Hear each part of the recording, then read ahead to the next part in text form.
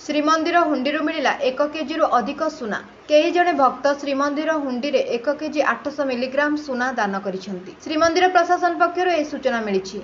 तेबे प्रथम थर पर श्रीमंदिर हुंडी 1 केजी अधिक सुना दान सूत्र में मिलता कहुछि, जहाँकि बेस चर्चार विषय होइछि। तेबे श्रीमंदिर में आज भक्तों प्रबल भिड़ होता। कई भक्त यह दान करथिबा जणा पड़िछि। सेहीपरि आज 6,28,237 टंका नगद अर्थ दान सूत्र में भक्त माने देइछंती। महाप्रभुଙ୍କ आभूषण निर्माण पर गत किछि मास तले जड़े दाता सुना दान करथिले। सेहीपरि जड़े भक्त सुवर्ण अलंकार मध्य दान करथिबा नजर रहिछि। तेबे महाप्रभुଙ୍କ ପାଇଁ दान संग्रह केन्द्र श्रीमंदिर प्रशासन रहिछि। तेबे यार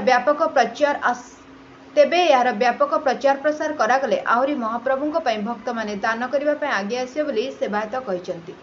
ब्यूरो रिपोर्ट 51 न्यूज एजेंसी।